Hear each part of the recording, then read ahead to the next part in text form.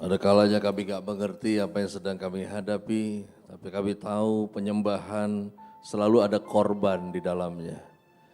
Di mana ketika mata kami gak bisa mengamati dengan jelas apa yang sedang berlangsung, firman-Mu berkata bahwa jiwa yang hancur adalah korban yang Tuhan terima. Di mana mata kami gak bisa melihat dengan jelas, tapi kami mau bilang, Tuhan Yesus baik. Dan itu penyembahan kami ya Tuhan.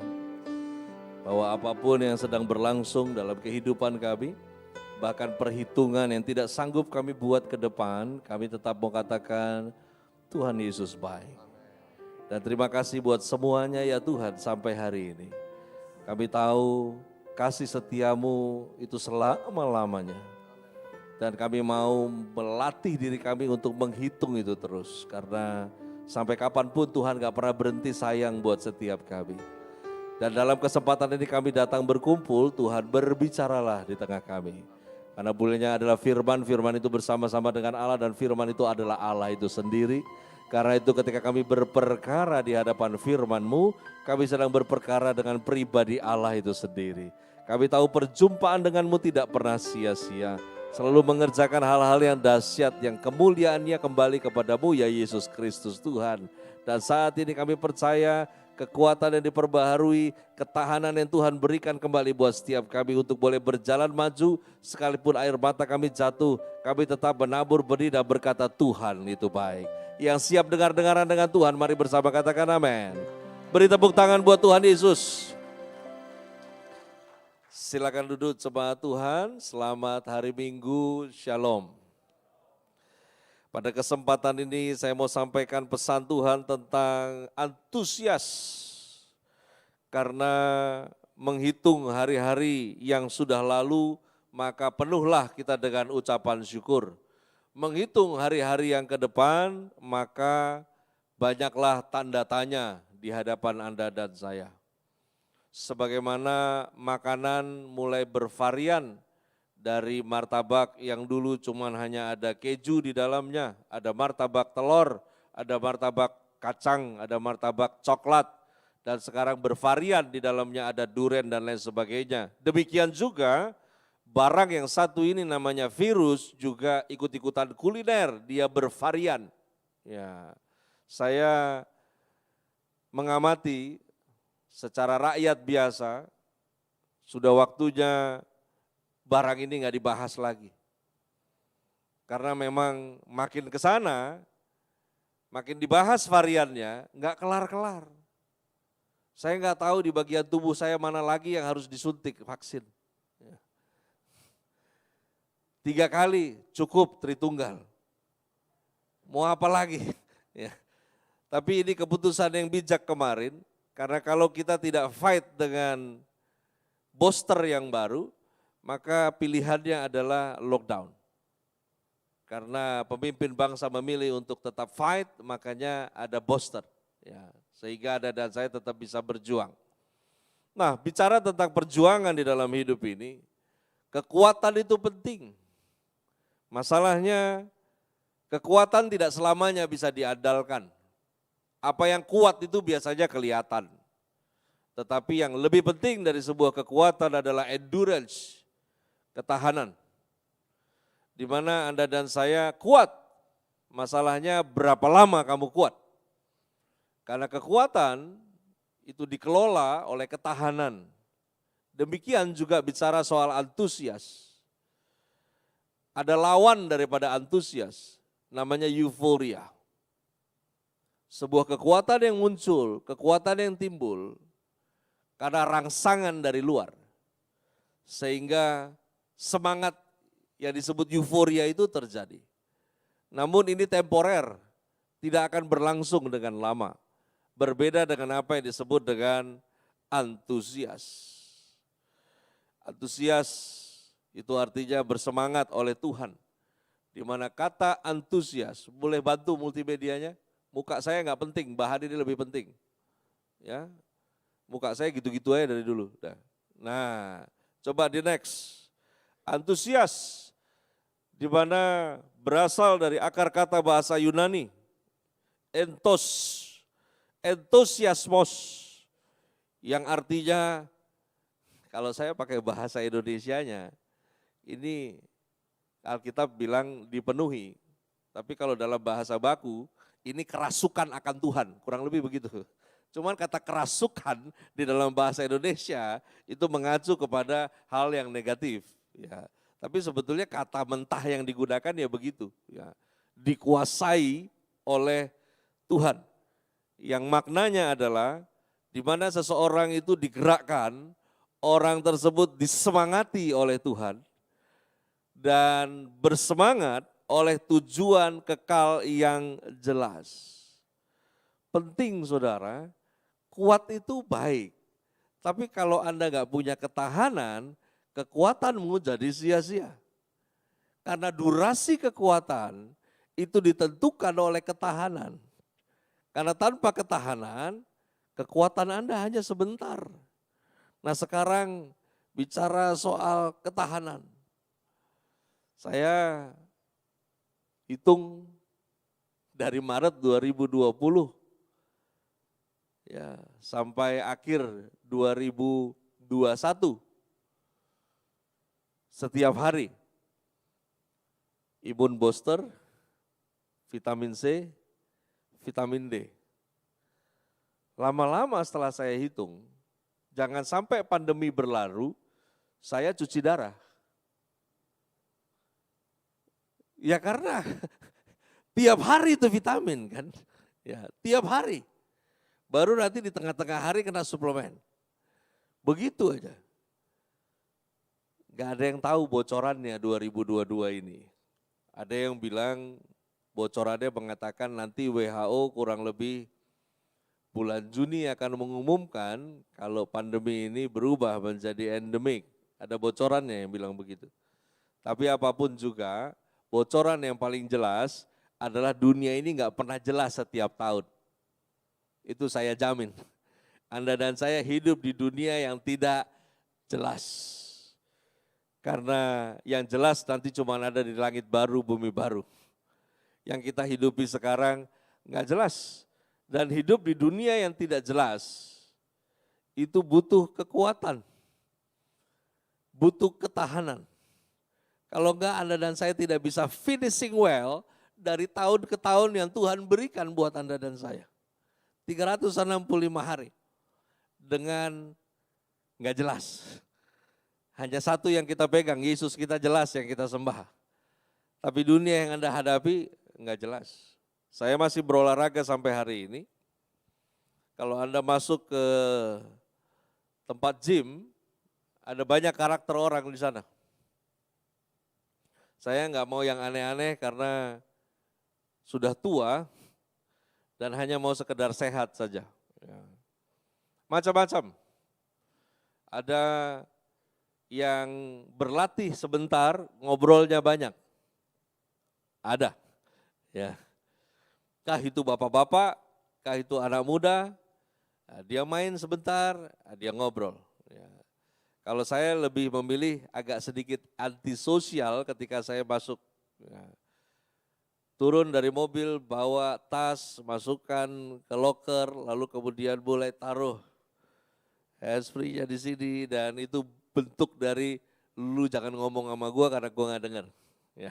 Jadi sudah pasang alat antisosialnya. Ya. Dan mulai berolahraga. Tahun 2020 akhir, saya memutuskan untuk menambah olahraganya. Ya, saya tambah dengan Thai boxing. Tapi Thai boxing kardio, saya tidak masuk kejuaraan. Ya, opung-opung masuk Thai boxing kejuaraan kayaknya udah nggak pas. Ya. Ada alat ukur dari trainer untuk bisa mengukur ketahanan seseorang untuk bertinju, itu ada ukuran. Ya. Salah satunya adalah alat uppercut. Saya ingat sekali itu ada ukuran tekanan pukulan. Ada 4 orang waktu itu, salah satunya saya. 3 ini anak muda. Ya. Mereka hajar itu terus-terusan. Dan rata-rata mereka berhenti di menit yang ke-11, menit yang ke-13. Dan kakek-kakek ini berhenti di menit yang ke-32. Ya. Saya nggak andalkan speed, saya andalkan konstan saja. Ya. Tapi rupanya yang konstan ini lebih bahaya. Karena ketika yang 11 menit selesai, maka selesailah ketahanannya. Jadi rupanya kekuatan itu nempel dengan ketahanan. Ketika kekuatannya habis, ketahanannya habis. Karena tidak ada ketahanan yang masih sisa ketika kekuatan seseorang habis. Anda dan saya mengandalkan kekuatan Tuhan itu, haleluya. Tapi masalahnya, sedalam apa Anda dan saya dengan Tuhan, itu mempengaruhi Anda dan saya mengandalkan kekuatannya. Saya berharap Anda tangkap ini, dan ini jadi pegangan kita sepanjang tahun ini. Karena memang ini tahun-tahun yang gak jelas. Ya. Oleh karena itu, tetap di dalam Dia, itu penting. Nah sekarang bagaimana bisa tetap di dalam Dia?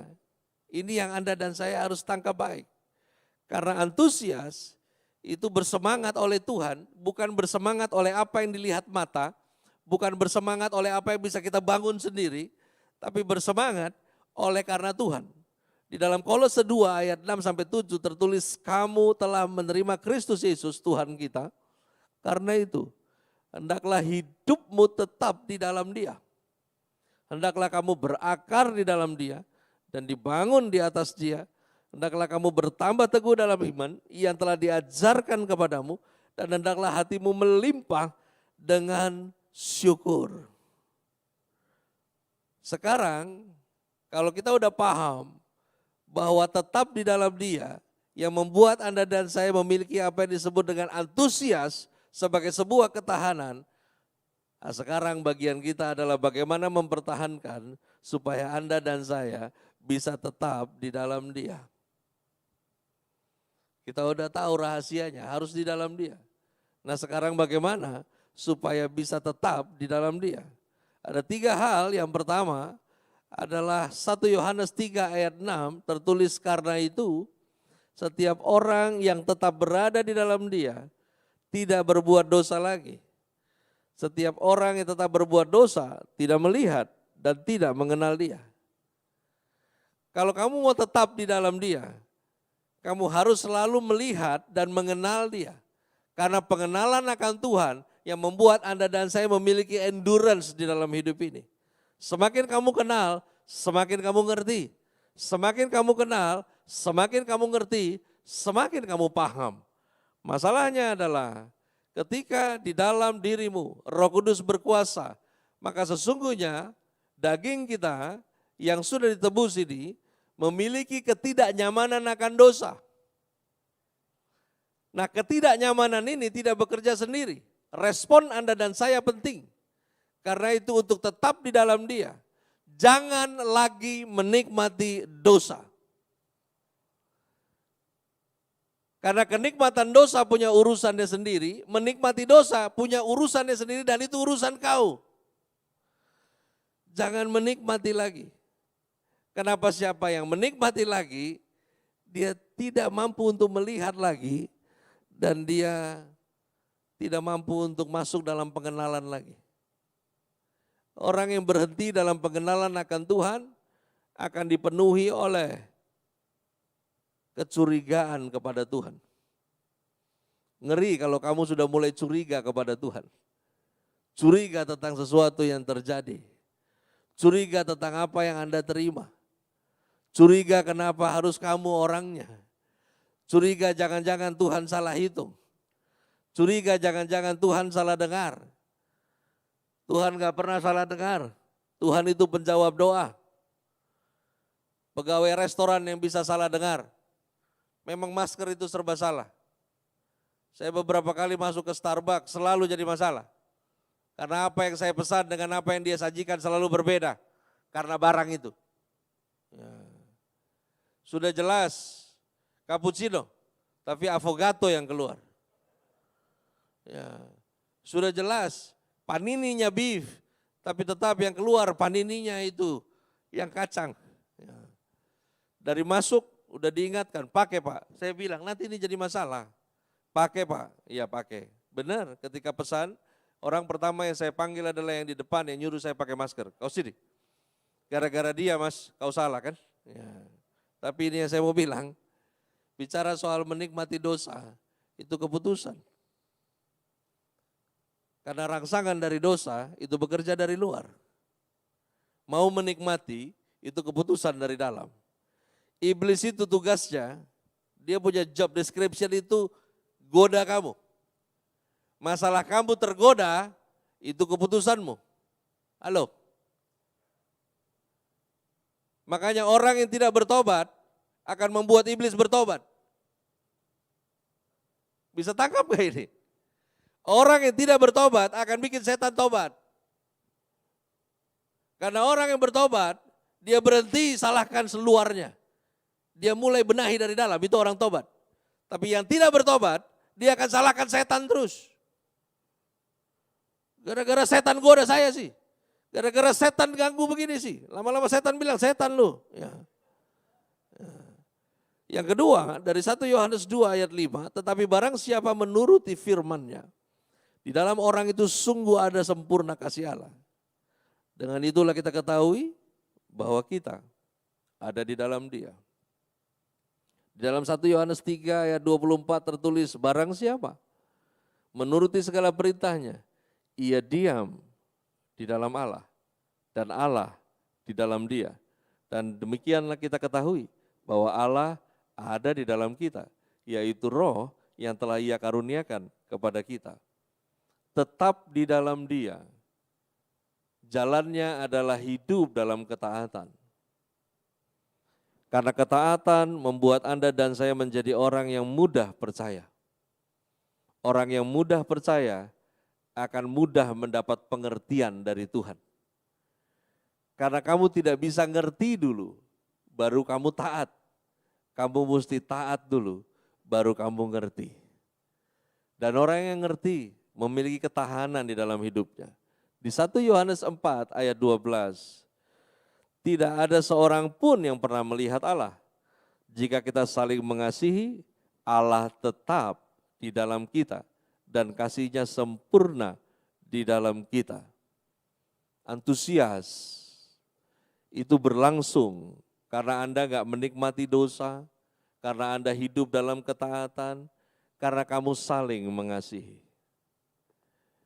Tetap di dalam Dia tidak bergantung pada orang mengasihi Anda.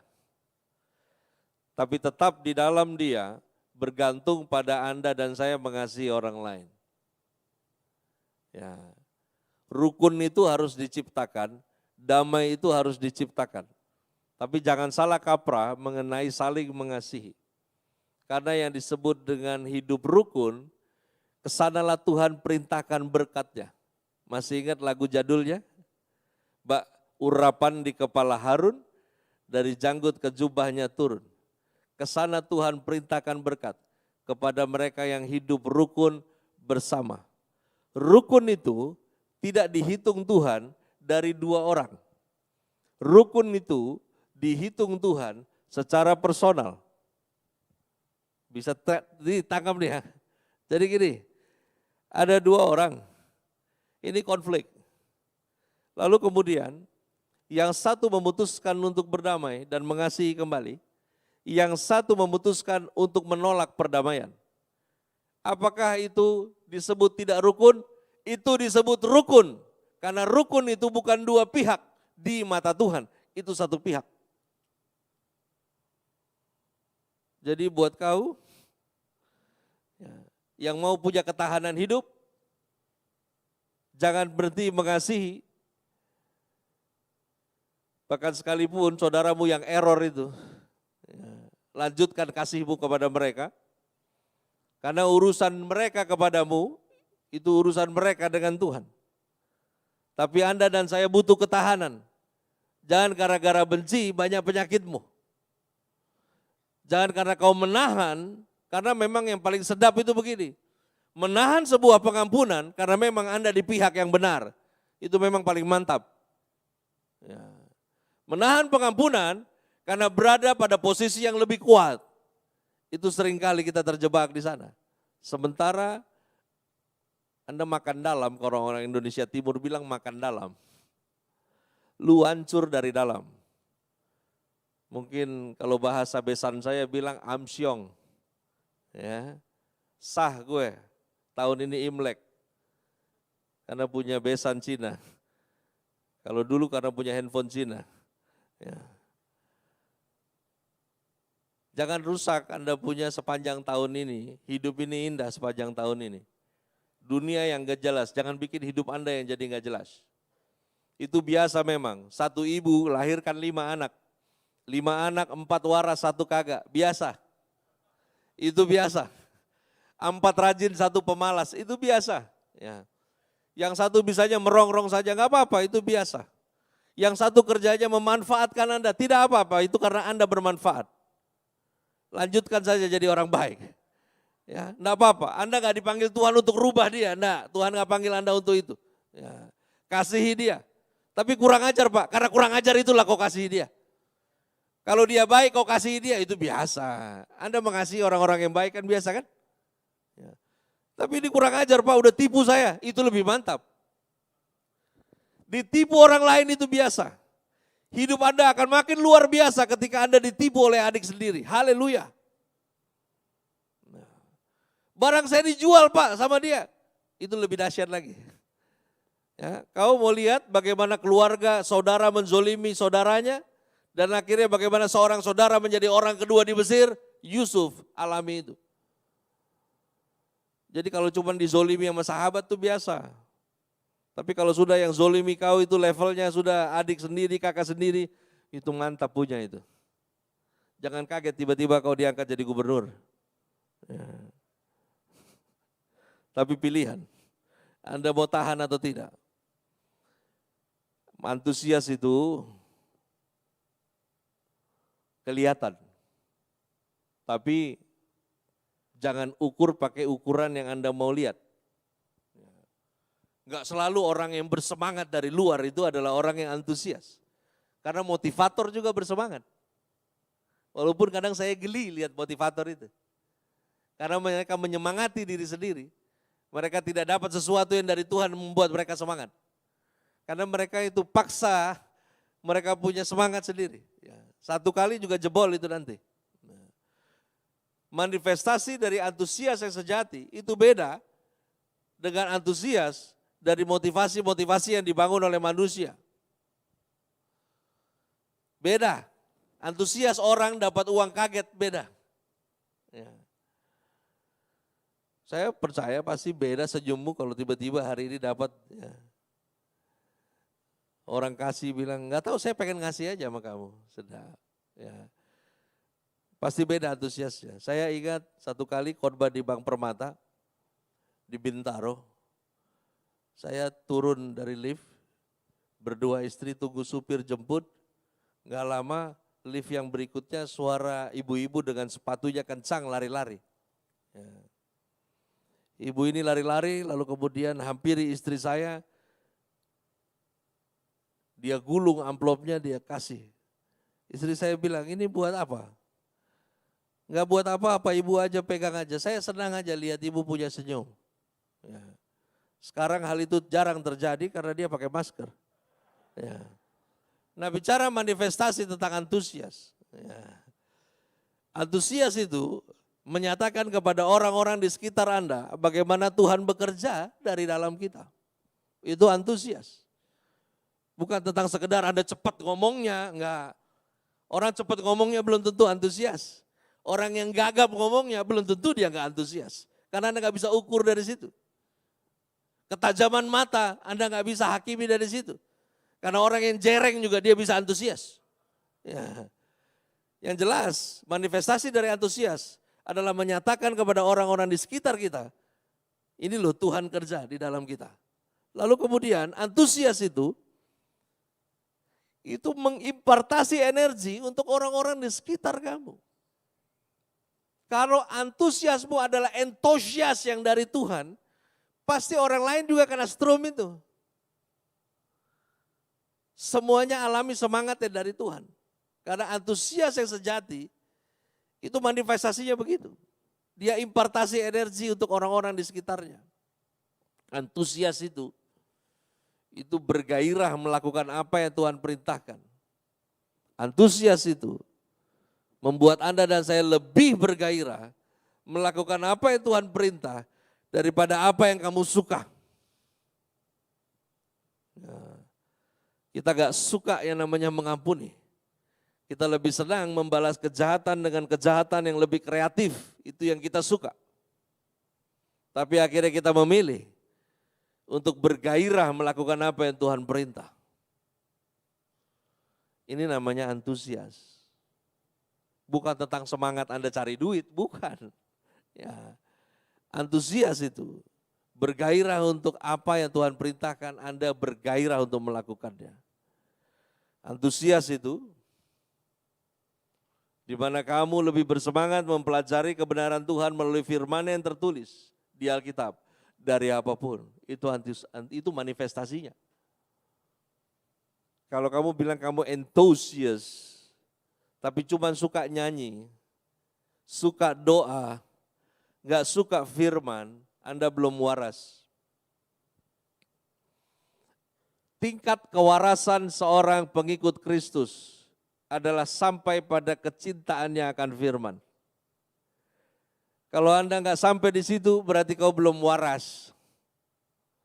Ya, senang nyanyi, senang doa, berbahasa roh, firman enggak suka.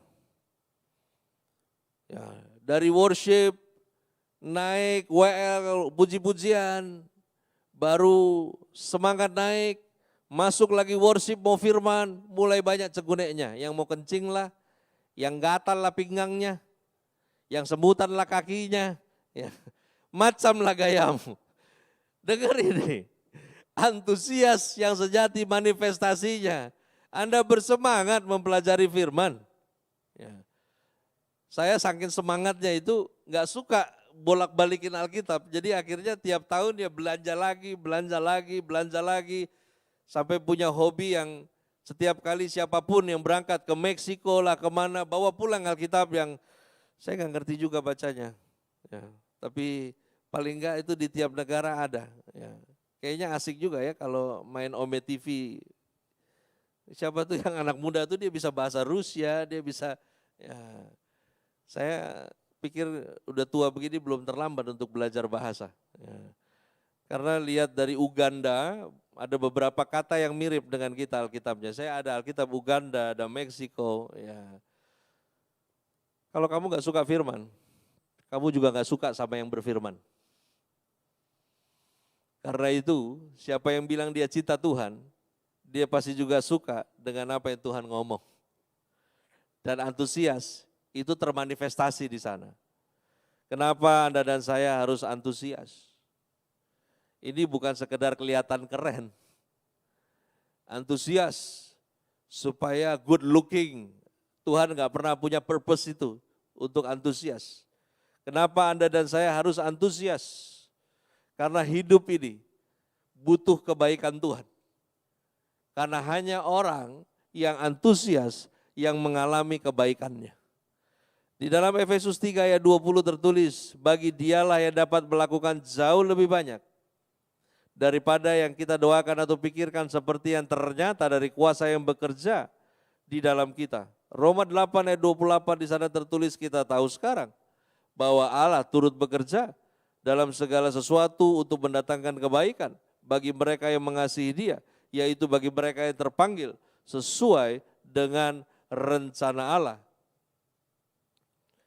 Kenapa kita harus antusias? Karena hidup ini butuh kebaikan Tuhan. Orang-orang yang antusias, Allah bekerja. Memang nggak tahu bahasa Indonesia sampai hari ini belum dibuang kata turut sampai Alkitab edisi terakhir. Karena di dalam teks bahasa Yunani aslinya tidak ada kata turut di situ. Ya.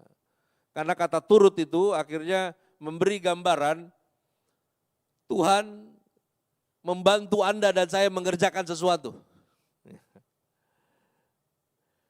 Belum lagi kita disisipi sebuah filosofi yang mengatakan do your best, God will do the the rest. Ini kurang ajar. Sementara ada ayat yang mengatakan Allah yang memulai segala sesuatu. Itu artinya bukan Tuhan yang finishing well, tapi Anda dan saya yang finishing well. Bukan kau yang duluan lakukan sesuatu, lalu kemudian Tuhan bereskan itu. Kalau itunya, filosofinya, berarti Tuhan asisten kamu. Tuhan bukan pembantu kamu. Dia yang sudah mulai segala sesuatu yang baik. Anda dan saya harus melanjutkan itu. Dan kita melanjutkan apa yang baik yang Tuhan mulai. Kita butuh Allah bekerja di dalam kita. Dan hanya mereka yang antusias yang akan mengalami Tuhan bekerja di dalam dia. Sehingga ketika Tuhan bekerja, keadaan yang gak jelas tidak bisa menghalangi hal-hal yang baik terjadi dalam hidup kamu. Maka yang baik akan pasti terjadi. Kalau kamu antusias. Lalu kemudian, kenapa kita butuh antusias? Di 1 Korintus 5 ayat 9, sebab di dalam dia, kamu telah menjadi kaya dalam segala hal. Dalam segala macam perkataan dan segala macam pengetahuan. Sesuai dengan kesaksian tentang Kristus yang telah diteguhkan di antara kamu. Demikianlah, kamu tidak kekurangan dalam suatu karunia pun sementara kamu menantikan penyataan Tuhan kita Yesus Kristus. Ia juga akan meneguhkan kamu sampai kepada kesudahannya. Sehingga kamu tak bercacat pada hari Tuhan kita Yesus Kristus. Allah yang memanggil kamu kepada persekutuan dengan anaknya, Yesus Kristus, Tuhan kita adalah setia. Tidak kekurangan sesuatu pun yang baik dari sorga itu yang disebut berkelimpahan. Makanya Anda dan saya butuh antusias. Karena orang yang antusias, gudang sorga gak pernah terkunci buat dia. Berkelimpahan dalam konteks Alkitab. Berkelimpahan versi sorga. Beda dengan berkelimpahan gaya orang gila kaya di dunia ini. Karena tahun 70 orang kaya disebut kaya raya. 80-90 miliarder, 2000-an awal disebut bilioner. Kalau sekarang di akhir zaman, kaya dan gila harus jadi satu, namanya crazy rich. Sampai kita bingung memilih, kau mau crazy atau kau mau rich. Berkelimpahan beda dengan crazy rich. Berkelimpahan itu, karena apa yang Bapak punya, itu juga kau punya. Itu namanya kelimpahan dan hanya bekerja untuk orang-orang yang antusias. Kenapa Anda dan saya harus antusias? Di dalam Mazmur 37 ayat 4 di sana tertulis dan bergembiralah karena Tuhan. Maka Ia akan memberikan kepadamu apa yang diinginkan hatimu. Dilanjut di 122 ayat 1. Aku bersuka cita ketika dikatakan orang kepadaku, mari kita pergi ke rumah Tuhan. Wow, antusias itu bukan hanya bersemangat oleh Tuhan, tapi bersemangat juga dengan Tuhan. Di mana motif Anda adalah Tuhan, tujuan Anda dan saya adalah Tuhan. Ketika motif kita Tuhan, tujuan kita Tuhan, maka fokus perasaan yang kita mau senangkan adalah perasaannya Tuhan.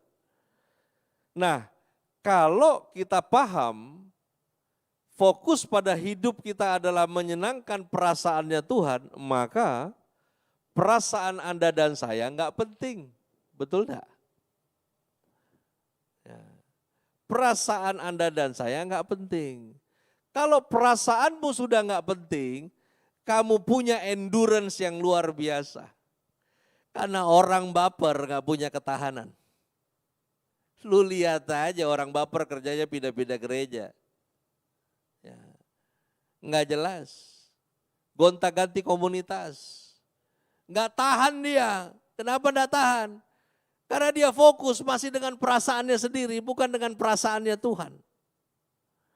94 sampai hari ini saya bertahan di ladangnya. Karena saya tahu hati siapa yang saya mau senangkan. Bertahan, berdarah-darah kita. Tapi jadi mampu bertahan, kenapa? Karena tahu kok hatiku udah gak penting lagi lah. Hati Tuhan itulah yang penting. Yang penting senang dia, gak senang aku gak apa-apa lah. Walaupun sakit hati ini sampai ke bawah-bawah, sampai ke dalam-dalam gak apa-apa lah. Ya, baru segitunya, belum sampai ditimpuk seperti martir-martir yang mati di rajam batu. belum sampai saya disalib, belum sampai saya dibakar, cuman masih hati saja yang urusannya. Nggak apa-apalah, Anda bisa bertahan. Makanya sabar ya, Anda jangan ledekin jomblo. Kadang jomblo itu karena endurance dia, bertahan dia nggak nikah. Ya, bahkan pacaran pun bertahan dia nggak pacaran karena memang memiliki endurance tinggi. Ya, antusias. Ya. Dia mungkin lebih fokus kepada perasaan Tuhan yang penting. Yang penting siap-siaplah kau, jangan juga ngikutin Rasul Paulus kan. Ya. Tapi kalau itu takdirmu ya nggak apa-apa. Antusias palsu itu digerakkan oleh emosi sendiri yang ujungnya depresi. Itu antusias palsu. Makanya kedalaman itu dari firman, kedalaman itu bukan dari lagu. Kalau Anda punya endurance, ketahanan, itu ketika Anda konsumsi lagu ngebeat di gereja, bisa bayangkan kalau keadaanmu sedang di hutan, nggak ada lagi head unit mobil yang kau bisa dengar lagu itu. Karena kita seringkali kan jadi hero ketika di dalam ruangan begini. Ya. Imanku tak perlu besar, cukup sebutir pun dahsyat. Hebat kita kalau di sini rame-rame. Masalahnya setelah keluar kau dari gedung ini, jangankan sebutir, nguap. Tapi kalau kau intens dengan firman, kau nggak butuh beat itu untuk dukung kamu. Karena beat itu kan dia sontak kau punya emosi. Ini beda dengan antusiasme yang bangkit dalam roh. Itu kayak nyala api yang selama kita dipenuhi roh Allah dan firman Allah, itu akan terus. Antusiasme itu seperti pelita yang diisi minyak. Bukan apinya, fokus pada minyaknya. Karena itu untuk mempertahankan antusias, kita perlu terus-menerus bersekutu dengan roh Allah dan firman-Nya. Bukan ngeroh yang gak jelas dasarnya. Ingat, iman itu timbul dari firman. Bukan dari apa yang keluar dari mulutmu. Iman itu bukan tentang apa yang kita mau percaya. Tapi iman adalah tentang apa yang Tuhan mau Anda dan saya percaya. Itu iman. Dari sana kita akan mengalami dia bekerja. Karena dia bekerja di dalam kita, maka antusias terjadi. Ketika antusias itu terjadi, kamu beroleh ketahanan. Mari kita berdoa. Terima kasih Tuhan Yesus. Sampai di sini hamba-Mu bicara dengan kemampuan yang terbatas. Namun roh Tuhan yang sudah ambil alih dari awal, mengurapi kami menjadi mengerti, mengurapi kami menjadi paham. Karena kuat di dalam Engkau itu haleluya. Namun kami rindu untuk memiliki ketahanan sehingga kami boleh kuat terus menerus. Sehingga kami beroleh ketahanan untuk tetap mempercayai Tuhan. Kami beroleh ketahanan supaya kami tetap boleh waras melewati hari-hari kami ke depan sepanjang tahun ini. Karena kami tahu dunia yang sudah dikuasai oleh iblis ini selalu punya agenda untuk jatuhkan setiap anak Tuhan. Baiklah setiap kami, kekuatan yang diperbaharui karena antusias yang bekerja. Roh-Mu di dalam setiap kami.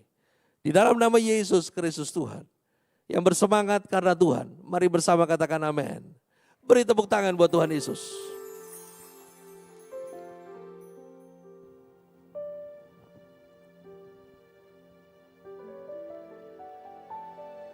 Berapa banyak saudara yang diberkati Tuhan hari ini. Amin, puji Tuhan. Saudara,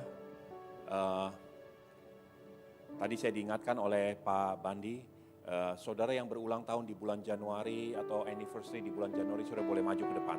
Dan nanti saya undang Pendeta Purba untuk berdoa buat saudara-saudara yang berulang tahun. Saya juga berulang tahun, saudara, bulan Januari. Ayo, mari kita maju ke depan. Kekuatan di hidupku, mari. Ku datang Yesus, Dikau pernah tinggalkanku. Masih ada, silakan maju. Enggak mau.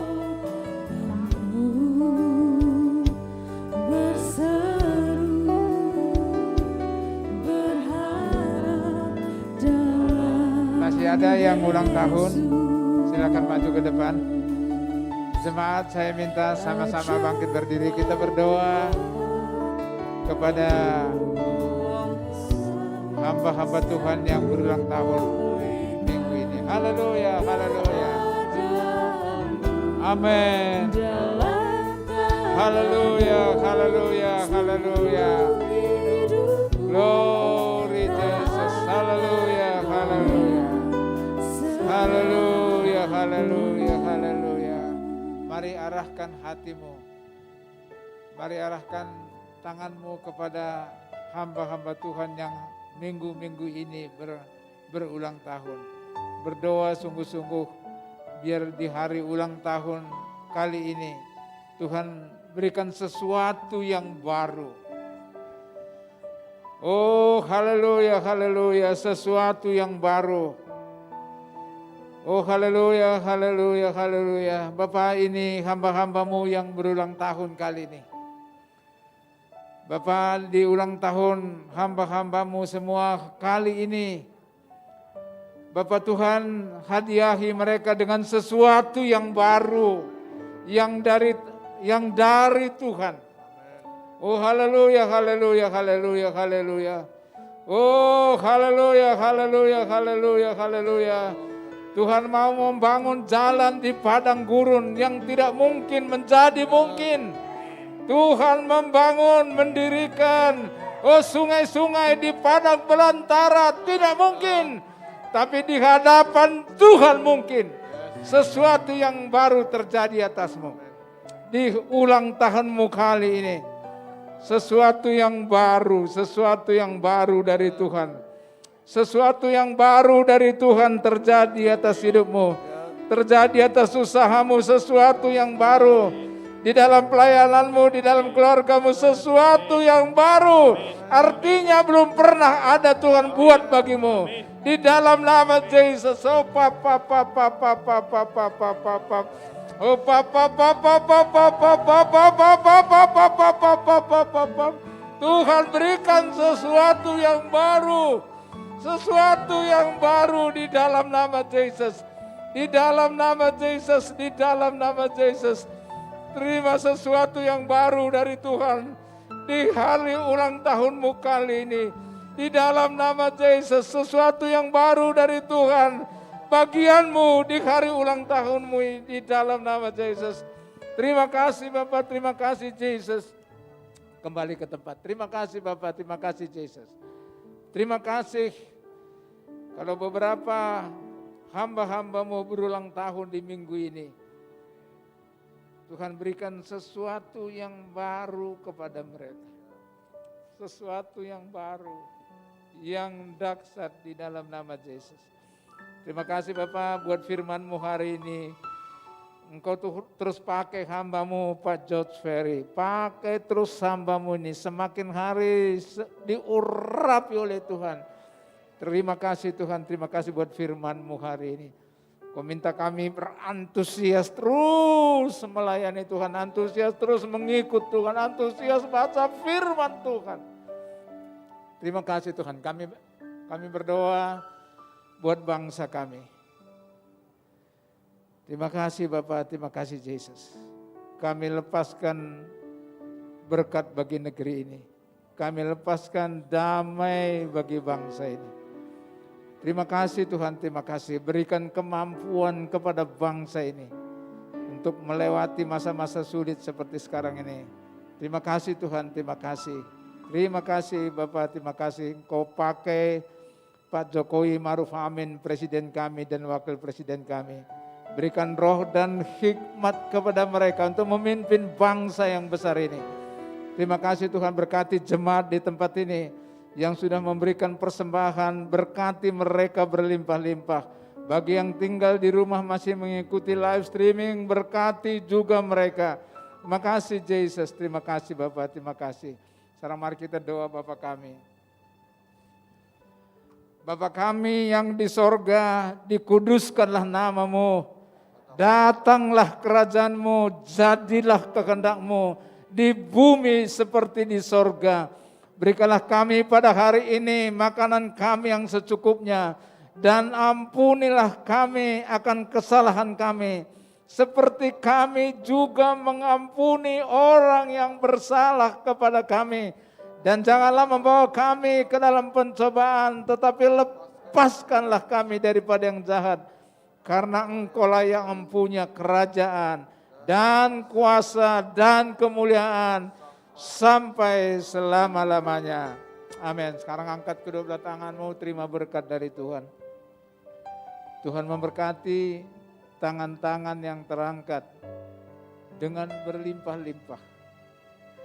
Diberkati keluar masukmu, diberkati usahamu, diberkati keluargamu, diberkati pelayananmu, diberkati engkau di masa-masa sulit seperti ini. Di dalam nama Yesus, hidupmu, hidupku berdampak bagi bangsa ini. Hidupmu, hidupku berdampak, berguna bagi sesama. Di dalam nama Yesus kita yang sudah diberkati Tuhan, berteriak dengan iman, sama-sama katakan, amin, amin, amin. Terima kasih Yesusku, terima kasih Yesusku, puji syukur hanya bagi Tuhanku. Terima kasih Yesusku, terima kasih Yesusku, puji syukur hanya bagi Tuhanku. Puji syukur hanya bagi Tuhanku. Puji syukur